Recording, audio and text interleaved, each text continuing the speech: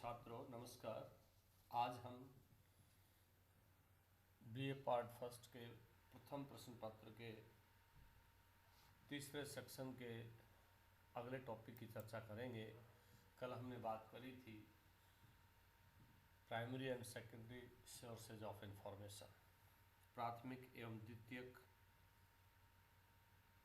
सूचनाओं के स्रोत और उनमें क्या अंतर है। आज का टॉपिक है पॉपुलेशन एंड सैम्पलिंग मेथड, आबादी एवं प्रतिदर्श विधियाँ, प्रतिचयन विधियाँ। जैसा आप जानते हैं कि समाज विज्ञानों में अनुसंधान के लिए कई तरह की विधियाँ काम में ली जाती हैं। समग्र का व्यक्तिगत अध्ययन करने के लिए प्रतिदर्श चयन यानी सैंपल लेकर के अनुसंधान की शुरुआत की जाती है। चूँकि आबादी का एक बड़ा समूह का अध्ययन करना व्यवहारिक नहीं होता है, इसलिए उसमें से कुछ प्रतिनिधि प्रतिदर्श का चयन करके अनुसंधान किया जाता है। इसी बात की चर्चा आज हम करेंगे। प्रतिचयन पद्धतियाँ, आबादी और प्रतिदर्श। एक सांख्यिकीय जांच में शोधकर्ता की दिलचस्पी आमतौर पर एक समूह से संबंधित व्यक्तियों का एक या एक से अधिक व्यक्तियों विशेषताओं के संबंध में भिन्नता के अध्ययन में निहित होता है। अध्ययन के तहत व्यक्तियों के इस समूह को आबादी कहा जाता है। जनसंख्या का आकार बहुत बड़ा हो सकता है और इस पूरी जनसंख्या की गणना करना या उसका अध्ययन करना आसान नहीं होता है। मान लीजिए उदाहरण के लिए हम भारत की बात करें कि भारत की जनसंख्या 135 करोड़ की है, तो हम भारत के प्रति व्यक्ति औसत आय का एक आकलन करना चाहें तो हम सभी व्यक्तियों के औसत आय का ज्ञात नहीं कर सकते। हमें इसके लिए सांख्यिकी विधियों की मदद लेनी पड़ेगी और उन विधियों के मार्फत हम प्रति व्यक्ति औसत आय का आकलन कर सकते हैं, क्योंकि देश के सभी कमाने वाले व्यक्तियों की गणना करना असंभव है। इस तरह से प्रतिचयन क्या है, सैम्पलिंग क्या है। सैम्पलिंग एक बड़ी आबादी या एक समूह से प्रतिनिधि प्रतिदर्श को प्राप्त करने की एक विधि है, एक मेथड है, एक तरीका है। आबादी का एक बड़ा समूह है, उस समूह में से एक प्रतिनिधि प्रतिदर्श। जैसे हम जब चावल पकाते हैं तो चावल पके या नहीं पके, इसके लिए हम सभी चावलों को चेक नहीं कर सकते, उनकी जांच नहीं कर सकते। उनमें से हम 1, 2, 3 चावल निकालते हैं और उसी से हम अंदाज कर लेते हैं कि चावल पक गए हैं या अभी पकना शेष है। यही बात सांख्यिकी में लागू होती है और सांख्यिकी में इसी तरह एक बड़े समूह से प्रतिदर्श का चयन करके हम उस बड़े समूह या बड़ी आबादी का अध्ययन कर सकते हैं। इस तरह से प्रतिचयन की पद्धति विश्लेषण के प्रकार पर निर्भर करती है। प्रतिनिधि प्रतिदर्श के इकाइयों की कुल संख्या को प्रतिदर्श समष्टि कहा जाता है। यानी व्यक्तिगत चरों के अध्ययन के आधार पर हम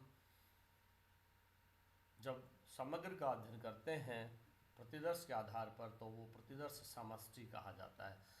प्रतिदर्श कुल आबादी का प्रतिनिधित्व करता है। जब एक बड़ी आबादी से प्रतिदर्श चुना जाता है, सैंपल चुना जाता है, तो ये विचार करना आवश्यक है कि किस प्रकार से उसका चुनाव किया जाए। एक प्रतिनिधि प्रतिदर्श प्राप्त करने के लिए प्रतिदर्श बेतरतीब ढंग से चुना जाना चाहिए। उदाहरण के लिए एक विश्वविद्यालय के छात्रों की औसत उम्र का निर्धारण करने के लिए 10% छात्रों का प्रतिचयन लॉटरी प्रणाली का इस्तेमाल करके किया जा सकता है। इससे छात्रों की आबादी का एक भली भांति प्रतिनिधित्व मिलेगा और छात्रों की औसत उम्र का अनुमानित आंकड़ा भी प्राप्त होगा। इस तरह से हम प्रतिदर्श को परिभाषित कर सकते हैं। अब हम बात करते हैं कि इस प्रतिदर्श के आधार पर कौन कौन सी ऐसी विधियां हैं जिनका उपयोग करके हम अनुसंधान प्रक्रिया को आगे बढ़ा सकते हैं। इसके लिए प्रतिदर्श पद्धतियों का अध्ययन करना आवश्यक है। पहली पद्धति है सौदेश्य प्रतिचयन। सौदेश्य प्रतिचयन सैंपलिंग की एक विधि है। इस विधि में प्रतिदर्श का चुनाव एक निश्चित उद्देश्य को ध्यान में रखते हुए किया जाता है। उदाहरण के लिए, अगर हम नई दिल्ली शहर में रहने वाले लोगों के जीवन स्तर की एक तस्वीर देखना चाहें तो हम भव्य एवं आलीशान मोहल्लों में रहने वाले लोगों को ही अपने प्रतिदर्श में शामिल करेंगे। कम आय और गरीब मध्यम वर्गीय मोहल्ले को नज़रअंदाज करेंगे। इस प्रतिचयन पद्धति की कमी यह है कि ये पक्षपाती है, सौदेश्य है, यह निष्पक्ष नहीं है और इससे पूरी आबादी का प्रतिनिधि प्रतिदर्श प्राप्त नहीं होता है। ये है समस्या सौदेश्य प्रतिचयन में कि हम जिस उद्देश्य को लेकर के चलते हैं उस उद्देश्य की प्राप्ति नहीं होती है। हमें इसके लिए अन्य विधियों का सहारा लेना होगा। दूसरी विधि है सरल यादृच्छिक प्रतिचयन, यानी लॉटरी प्रणाली के द्वारा। सरल यादृच्छिक प्रतिचयन प्रणाली के अंतर्गत जनसंख्या तय वस्तुओं की होती है, प्रतिदर्श समष्टि क्षय होता है। अगर आबादी के प्रत्येक इकाई को प्रतिदर्श में शामिल होने का बराबर मौका मिले तो उसे सरल यादृच्छिक प्रतिचयन कहा जाता है।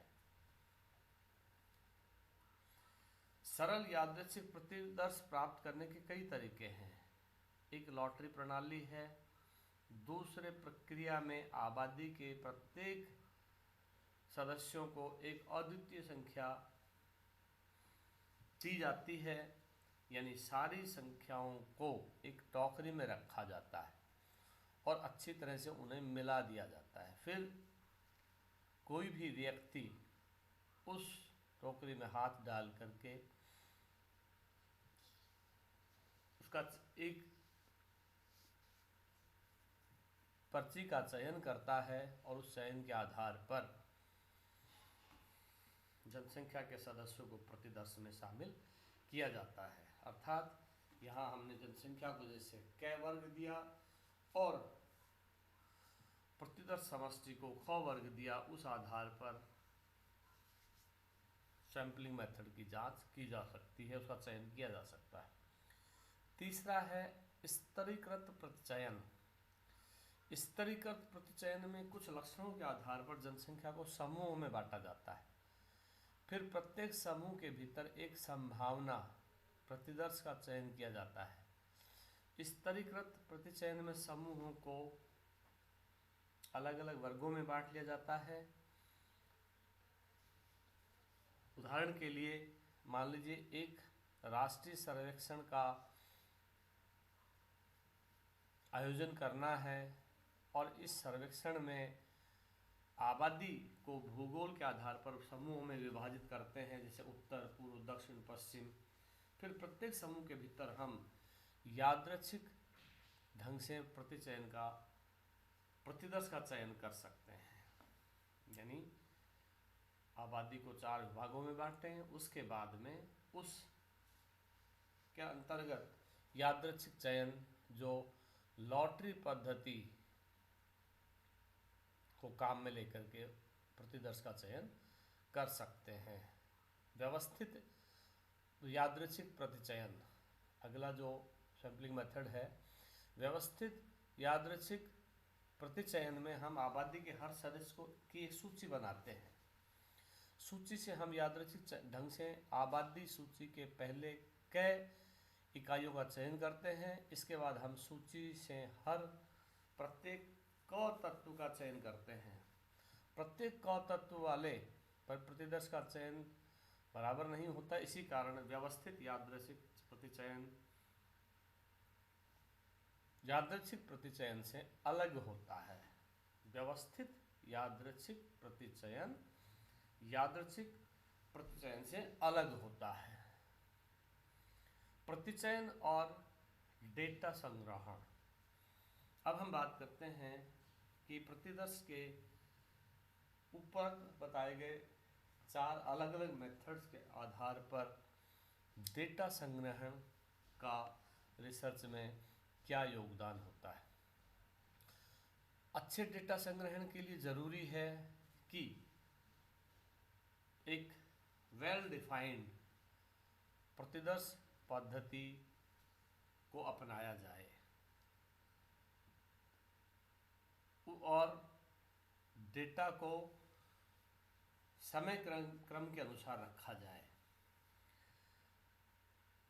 टिप्पणियों और अन्य प्रासंगिक घटनाओं को ध्यान में रखा जाए और गैर प्रतिक्रियाओं को ध्यान में रखना आवश्यक है। यानी अच्छे डेटा संग्रह के लिए ये 4 बातों का पालन अनिवार्य है।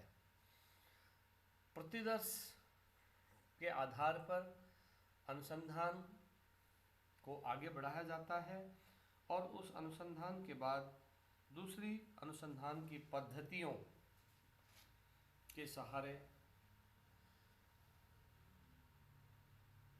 अनुसंधान के निष्कर्ष, उसके विश्लेषण और समस्या के समाधान तक पहुंचने का प्रयास होता है।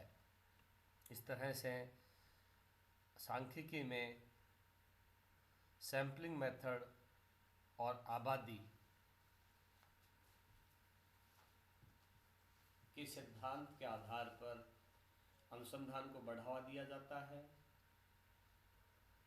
और इससे संपूर्ण आबादी के